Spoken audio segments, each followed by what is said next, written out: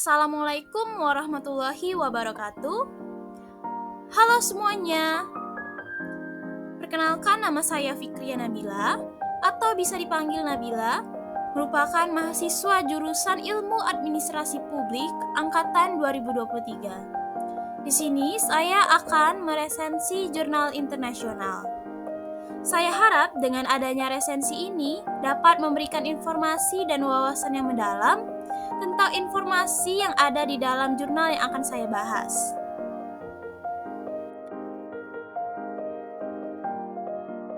Jurnal yang akan saya bahas yaitu berjudul The Third Wave of Public Administration, The New Public Governance, atau Gelombang Ketiga Administrasi Publik, Tata Kelola Publik Baru. Penulis, Shurunya, Sun Chikui, dan Si Wei. Penerbit, Canadian Social Science, Volume 11, Nomor 7, Tahun 2015. Keyword, New Public Governance, Tata Kelola Publik Baru, New Public Management, dan Administrasi Publik.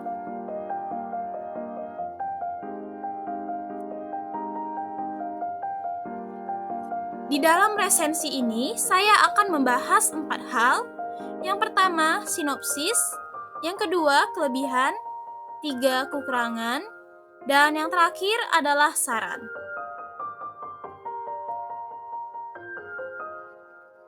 Sinopsis dari jurnal ini yaitu, pada tahun 80-an, gerakan perubahan publik diprakarsai oleh Departemen Pemerintahan Barat yang melahirkan paradigma New Public Management yang memberikan kontribusi besar terhadap manajemen pemerintahan dan administrasi publik.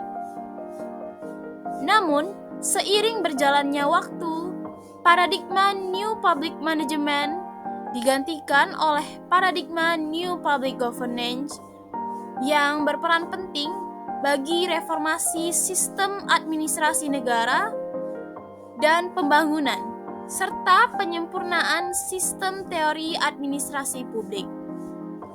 Paradigma ini membawa perubahan besar dalam hubungan antara pemerintah dan masyarakat sipil.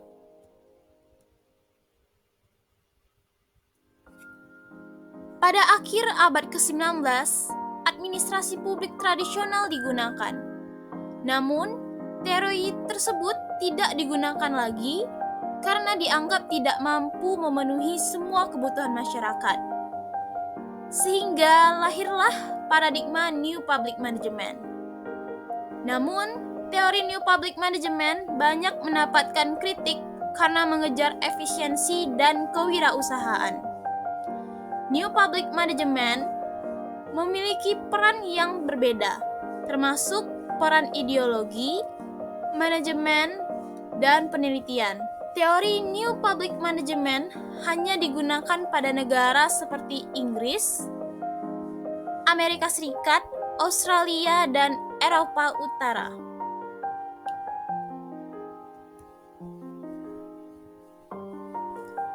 The New Public Governance merupakan paradigma baru ilmu administrasi publik yang menekankan pada pluralisme, yang mementingkan hubungan antara organisasi internal dan eksternal, serta lebih memperhatikan tata kelola organisasi.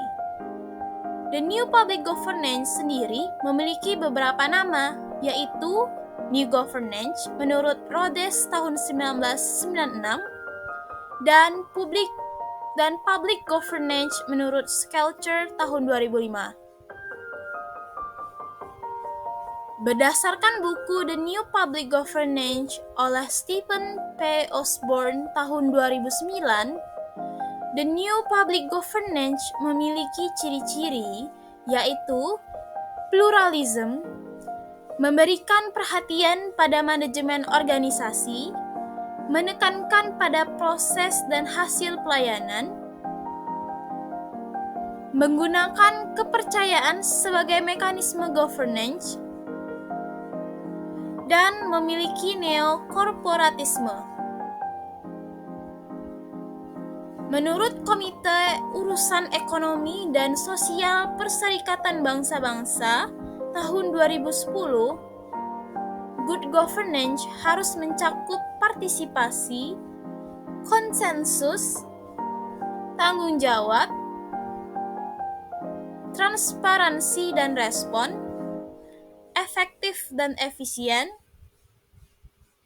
adil, tidak menolak kelompok individu manapun, dan supremasi hukum.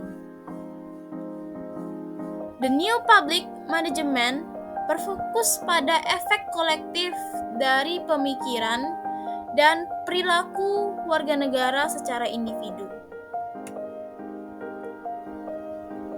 Selanjutnya adalah, menurut The New Public Governance, esensi dari pelayanan publik adalah melayani warga negara dan mengejar kepentingan publik.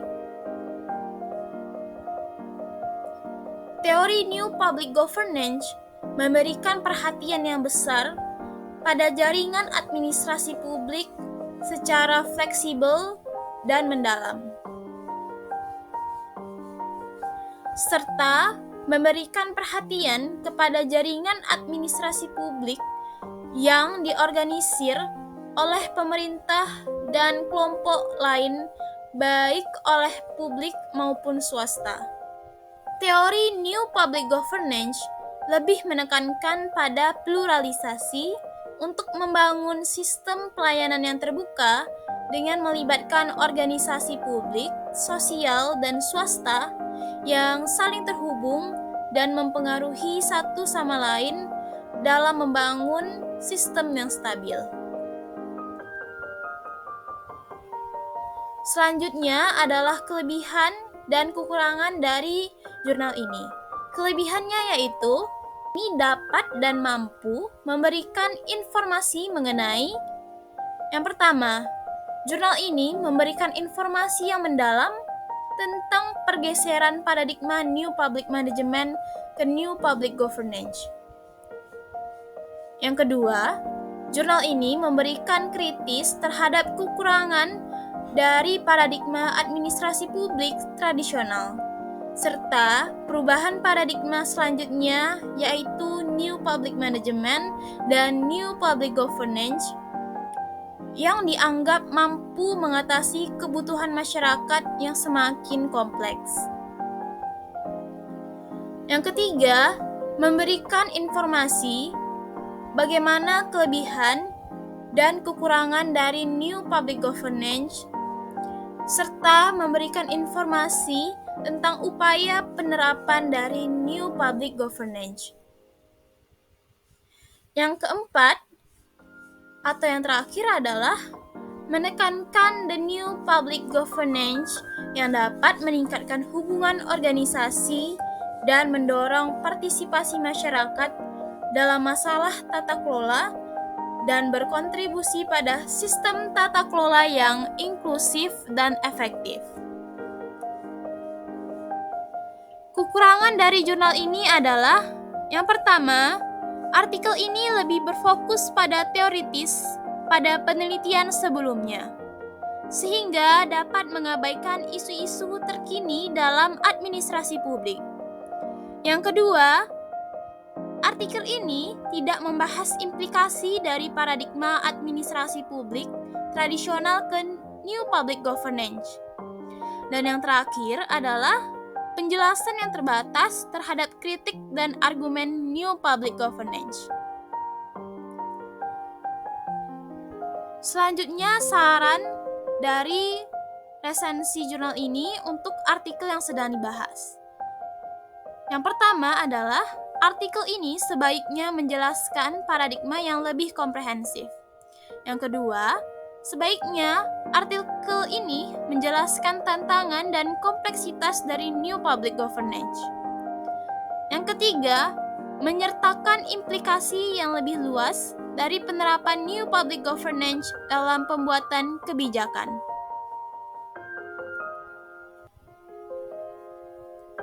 Baiklah, Itu saja resensi jurnal dari artikel yang saya bahas. Mohon maaf bila ada kekurangan dan kesalahan. Sekian dari saya. Assalamualaikum warahmatullahi wabarakatuh.